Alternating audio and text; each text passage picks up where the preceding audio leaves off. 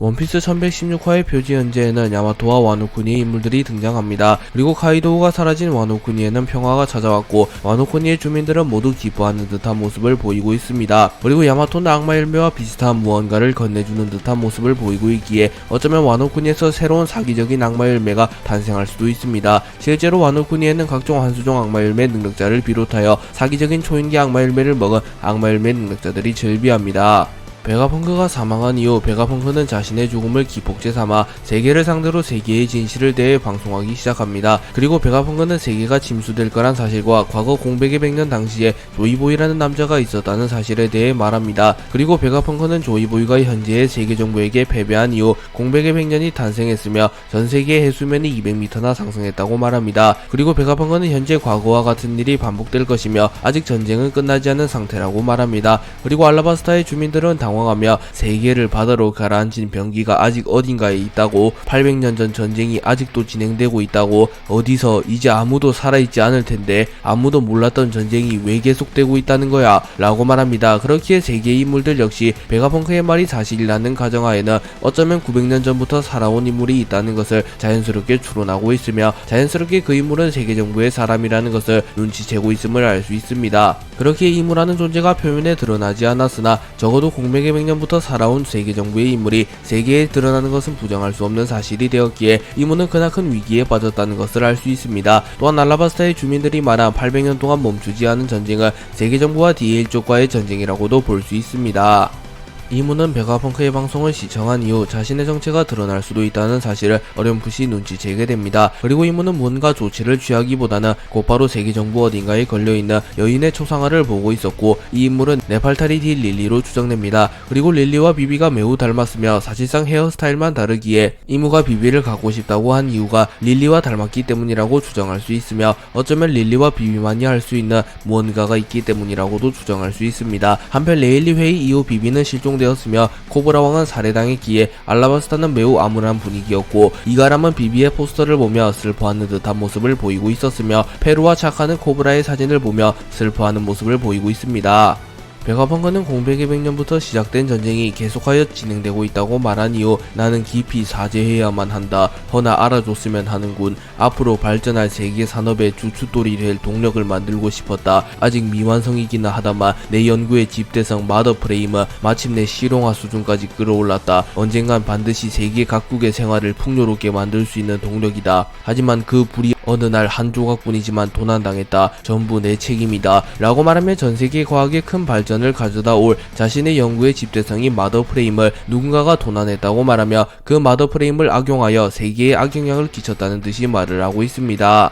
나미는 에디슨에게 엄청난 흔들림이 있었다고 말하였고 에디슨은 그 흔들림의 여파로 연구 중의 지하와 사이퍼폴 요원들이 사라졌다고 말합니다. 또한 이제는 더 이상 밀지모자 일당에게 섬구름을 더 지원해줄 수 없기에 에그헤드 섬을 탈출하는 것이 조금은 더 어려워졌다고 말합니다. 그리고 에디슨은 또 위험한 오로성 한 명이 더 그쪽으로 향했어 라고 말하며 밀지모자 일당에게 경고를 합니다. 또한 세라핌들 역시 땅에 널브러져 있었습니다. 참고로 나미와 에디슨이 말하는 흔들림은 나스주로의 참격을 포함한 오로성의 공격입니다. 그리고 에디슨은 계속하여 스투시에게 도망치라고 부탁했고 스투시는 자신은 여전히 도망칠 생각이 없어 보였습니다. 그리고 스투시는 카쿠를 놓아줘도 돼 에디슨, 그들은 벌을 받을지도 몰라. 밀지모자 일당을 뒤쫓지는 못할 테니 그가 다음으로 취할 행동이라면 알고 있어 라고 말하며 카쿠는 더 이상 밀지모자 일당을 쫓지 못할 테니 과거 자신의 친구였던 카쿠를 풀어달라고 말했고 에디슨은 스투시 알았어, 미안, 괴롭게 해서, 친구였구나, 배신하게 해서 미안했어, 그래도 우리들을 구해줬어, 둘 다 진심, 갈등은 인간이라는 증거야 스투시, 마음대로 해도 되니까 반드시 살아남아 라고 말했고 카쿠와 스투시는 슬퍼하는 듯한 표정을 보입니다.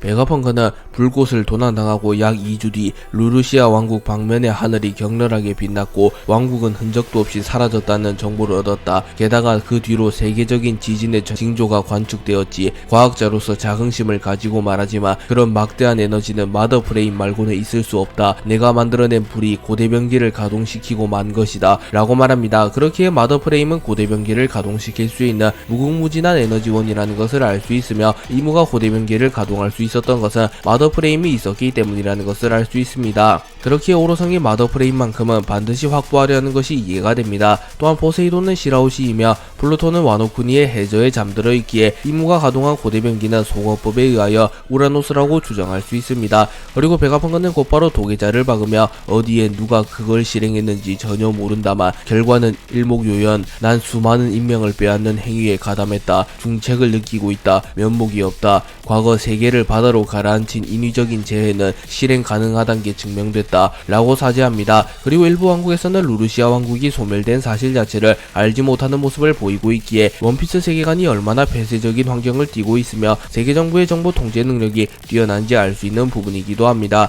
그렇게 공백의 백년이 구전으로조차 전해지지 않았다고 말하는 베가펑크의 가설에 더욱 힘이 실렸다고 볼 수 있습니다. 베가펑크가 고대변기가 작동되었다고 말하자 와노쿠니 해저에 플루톤이 잠들어 있다는 사실을 알고 있는 모모노스케는 그럼 플루톤은 이라고 말하고 키네모는 입단속을 시키며 조용히 하라고 말합니다. 또한 과거 플루톤을 얻기 위하여 알라바스타를 무단으로 점거하려 했던 크로커다일 역시 자신이 한 일이 의미 없는 짓이라는 걸 깨달으며 조금은 허탈한 듯한 표정을 짓습니다. 물론 베가펑크가 말한 고대변기는 우라노스로 추정되기에 크로커다일의 야망과는 큰 연관이 없긴 합니다. 그리고 고대변기의 포세이돈인 시라오시 역시 조금은 당황한 듯한 표정을 짓고 있었습니다. 그리고 베가펑크는 말을 이어가며 고대변기는 과거 3개가 존재했고 조이보이는 그걸 후세에 물려주려고 했다. 그런 걸 왜 아직도 더 가라앉힐 셈인가. 누가 악이고 누가 정이지. 그 모든 것이 계시될 날이 온다. 나는 그때야말로 세계 침몰이 우려될 때라고 경고한다. 라고 말하며 고대변기가 모두 계시되는 순간 세계는 종말을 맞이할 수도 있다고 말하며 그렇게 위험한 변기를 남긴 조이보이 역시 진정한 선은 아닐 수도 있다고 말합니다. 그리고 이는 마치 현실의 세계와 비슷하며 고대변기는 핵변기라고 볼 수 있으며 세계정부와 조이보이의 이념이 충돌한 것은 현실의 세계들의 이념이 충돌하는 것과 매우 유사하다고 볼 수 있습니다.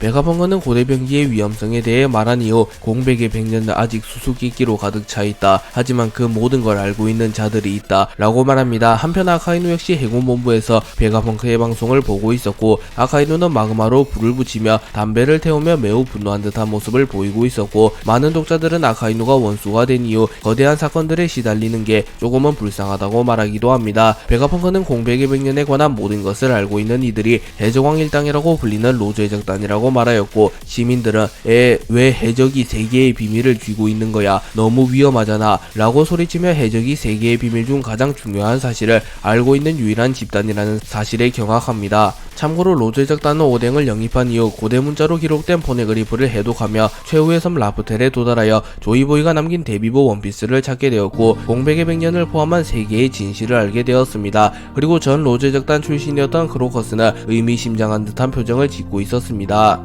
요크는 계속하여 방송 송출용 전버블레를 찾고 있었고 베가펑크의 지식을 가진 요크조차 쉽사리 방송 송출용 전버블레를 찾지 못합니다. 그리고 요크는 이를 이상하게 여기며 잠깐만 이상해 스텔라 왜 내가 마더 프레임을 훔쳤다는 걸 알고 있는 거야. 동기화하지 않았으니 들켰을 리가 없잖아. 네가 거짓말도 연기도 서툰 거 알고 있다고 라고 말하며 베가펑크가 자신이 배신자라는 것을 알게 된 것을 이상하게 여깁니다. 그리고 요크는 이가 베가펑크의 함정임을 알게 되었고 마침내 방송 송출용 전버블레 전버블레의 위치를 파악하는 데 성공합니다. 그리고 요크는 베가펑크가 방송 송출용 전버블레를 숨기는 시덥잖은 짓은 하지 않을 거라고 확신하며 곧바로 오로성에게 연락하여 오로성 알아냈어. 방송 송출용 전버블레의 위치, 방송 전버블레는 공장층에 있는 철의 거인이 지키고 있을 거야 라고 말하며 방송 송출용 전버블레는 고대 로봇이 지키고 있다고 말합니다. 그렇기에 고대 로봇과 오로성의 대결이 펼쳐질 가능성이 높으며 밀지모자 일당은 그 틈을 타 에그헤드 섬에서 도주하게 될 가능성이 높아 보입니다.